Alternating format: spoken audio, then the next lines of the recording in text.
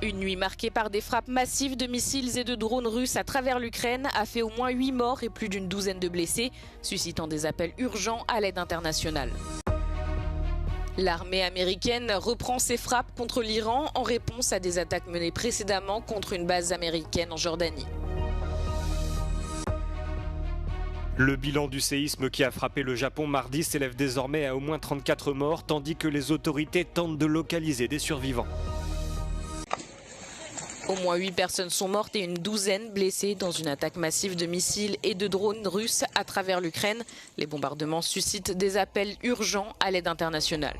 C'est près de la ville de Kryvyi Rih, dans le centre du pays, que le bilan est le plus lourd. Un missile balistique a explosé à l'intérieur d'une maison, tuant 4 adultes et 2 fillettes âgées de 5 et 12 ans.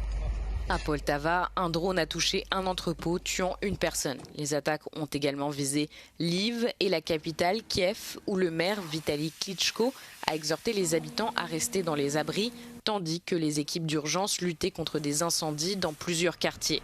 Face à l'ampleur des dégâts, le président Volodymyr Zelensky avertit que l'Ukraine est confrontée à une pénurie critique de missiles de défense aérienne. Il affirme que les retards de livraison de la part des partenaires internationaux rendent les populations civiles de plus en plus vulnérables à la poursuite des attaques.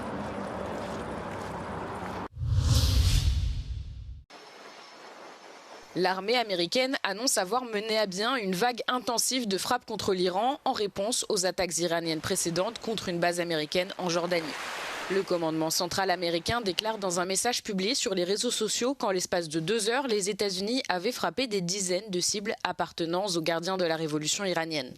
Parmi celles-ci, des centres de commandement militaire, des installations de missiles et de drones, ainsi que des sites de surveillance et de défense côtière. Quelques heures avant, le président américain Donald Trump avait promis de riposter aux frappes contre la Jordanie.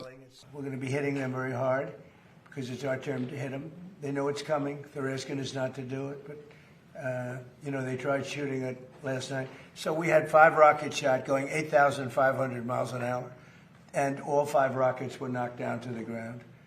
But they nevertheless took a shot, so it's our turn. And we'll see if we get there with an agreement at some point, but we're going to hit them very hard. L'agence de presse officielle iranienne a fait état de frappes sur plusieurs villes de la province du Khuzestan, dans le sud-ouest du pays, ainsi que sur l'île de Keshm, dans le golfe Persique. Quelques heures seulement après l'annonce des frappes américaines, la Jordanie a indiqué avoir à nouveau intercepté 5 missiles lancés depuis l'Iran.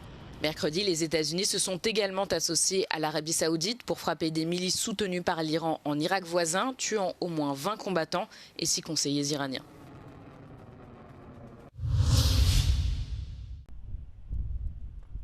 La ville autonome de Ceuta est confrontée à une nouvelle crise migratoire.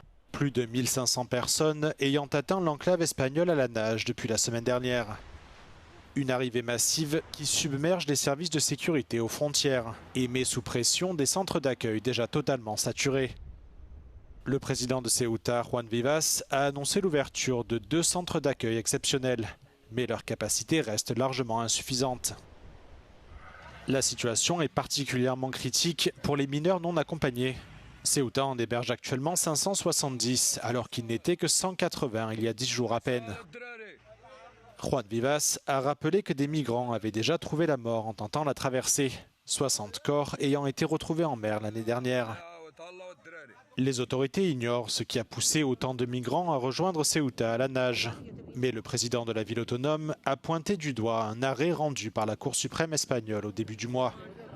Ce dernier stipule que les migrants arrivant par la mer ne peuvent pas être renvoyés immédiatement au Maroc sans procédure régulière. Une association marocaine des droits de l'homme affirme cependant que la plupart des Marocains n'ont pas eu connaissance de cette décision judiciaire. Quoi qu'il en soit, cette vague migratoire rappelle la crise frontalière de mai 2021, lorsque plus de 8000 migrants avaient afflué à Ceuta en seulement 2 jours.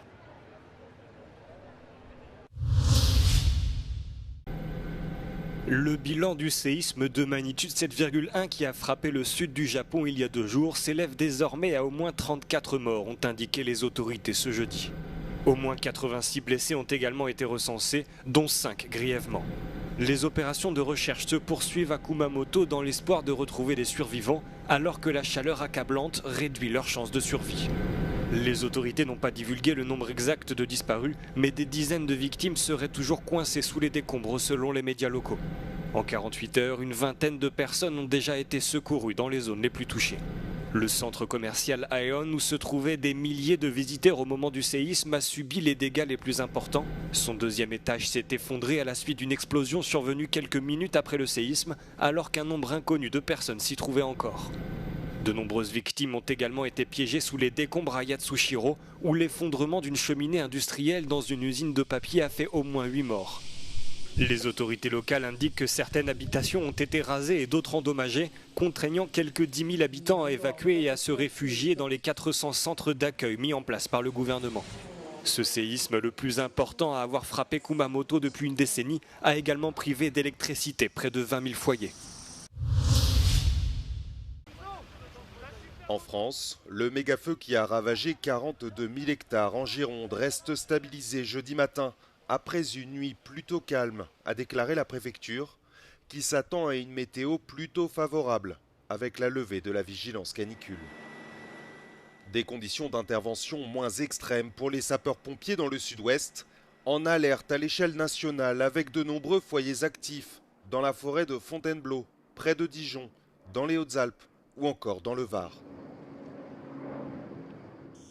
En Espagne, des milliers d'habitants contraints d'évacuer dans la province d'Ávila, au nord-ouest de Madrid, ont été autorisés à rentrer chez eux, a annoncé mercredi le ministère de l'Intérieur. L'amélioration des conditions météorologiques a permis aux pompiers de réduire l'intensité des incendies.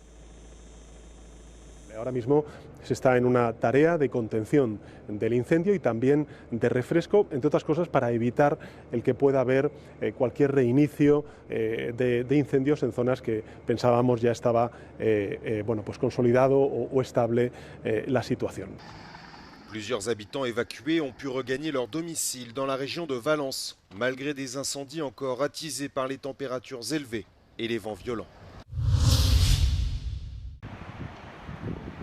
Depuis plus de 24 heures, la Grèce se bat contre plusieurs incendies d'une violence inouïe. Le front le plus important se trouve au sud de l'île de Crète, où 2 pompiers ont perdu la vie ce mercredi. Attisés par des vents violents allant jusqu'à 125 km/h qui compliquent le déploiement des moyens aériens, le feu a déjà ravagé des terres agricoles et détruit de nombreuses habitations. Face à une situation de plus en plus critique, les autorités ont procédé à l'évacuation de quelques 8000 personnes de la station balnéaire d'Agia Galini mercredi soir. La vice-gouverneure du district régional a évoqué une journée et une nuit cauchemardesques, assurant qu'il était toujours impossible d'établir un bilan des dégâts. L'ampleur de l'incendie et la vitesse à laquelle il se propage sont telles que la fumée qui s'y dégage sont visibles depuis l'espace. Plus au nord, sur l'île de Lesbos, les pompiers mènent également un long combat contre les flammes. Si le feu n'est pas encore officiellement fixé, la situation s'est améliorée ce jeudi. Au total, quelques 100 hectares sont partis en fumée. Sur le continent, un 3e pompier est décédé alors qu'il luttait contre un incendie en cours dans la péninsule du Péloponnèse. Selon le bulletin de risque publié par l'agence de protection civile de l'Attique, la Crète, les Cyclades et les îles au nord de la mer Égée figurent parmi les zones à haut risque pour la journée de ce jeudi. Les autorités britanniques assurent que la moitié de l'Angleterre est en situation de sécheresse après des précipitations anormalement faibles et des températures exceptionnellement élevées. Les 7 régions déclarées en situation de sécheresse représentent 51,4% du territoire anglais. Cette déclaration intervient au terme de ce qui s'annonce comme le mois de juillet le plus sec jamais enregistré, avec seulement environ 7% des précipitations attendues à l'échelle du pays et à peine 1% dans certaines régions du sud de l'Angleterre selon l'Agence pour l'environnement du gouvernement britannique. Les autorités qualifient cette situation de sécheresse éclair. C'est la 2e année consécutive que certaines régions du pays font face à ce phénomène. Les cours d'eau sont à sec, les agriculteurs doivent récolter leurs cultures plus tôt, le risque d'incendie de forêt augmente et des millions de personnes sont soumises à des restrictions d'utilisation de l'eau, a déclaré l'agence. Par ailleurs, le Met Office, l'agence météorologique britannique, a annoncé avoir relevé le 26 juin une température maximale journalière de 38 degrés, un record pour l'Angleterre et le Royaume-Uni, bien supérieur aux 37,7 degrés initialement annoncés. Le Royaume-Uni connaît actuellement sa 4e vague de chaleur généralisée de l'année 2026, une situation qui s'inscrit dans une tendance plus large. Selon le service climatique Copernicus de l'UE, l'Europe est le continent qui se réchauffe le plus rapidement, à un rythme plus de 2 fois supérieur à la moyenne mondiale. Cette année, le tourisme européen a fait preuve d'une grande résilience au cours du premier semestre. Le nombre d'arrivées internationales a en effet augmenté de 5% malgré un contexte mondial plus turbulent, caractérisé par une incertitude économique et géopolitique croissante. Selon le dernier rapport trimestriel de la Commission européenne sur le tourisme, les nuitées sur l'ensemble du vieux continent ont également progressé de près de 5%, alors même que la baisse de la confiance des consommateurs et les perturbations du trafic aérien ont pesé sur les vols long courriers. Cette forte expansion régionale est portée par les destinations phares du Sud et de la Méditerranée. La Grèce, par exemple, enregistre une hausse spectaculaire de 38% du nombre de visiteurs, suivie de près par l'Italie et Malte, qui affichent tous deux de solides progressions à 2 chiffres. Toutefois, les performances ont varié considérablement d'une sous-région à l'autre. En Italie, les dépenses touristiques n'ont augmenté que de 4% malgré une croissance du nombre de visiteurs, ce qui suggère une baisse des dépenses moyennes par voyageur. En net contraste avec cette croissance, certaines destinations ont connu un début d'année particulièrement difficile. C'est le cas de Chypre, qui a subi une baisse de 18%, et de la Turquie, qui a reculé de 2%. Les deux pays sont proches de l'Iran et du Liban, ce qui a fait hésiter de nombreux voyageurs. Concernant la situation économique mondiale, avec notamment une hausse de l'inflation, ici aussi, les touristes s'adaptent pour limiter les dépenses et se montrent plus sélectifs et beaucoup plus sensibles au prix. Il y a aussi une autre tendance, des millions de voyageurs préfèrent reporter leurs réservations vers le mois de septembre, plus frais, plus calme et plus abordable.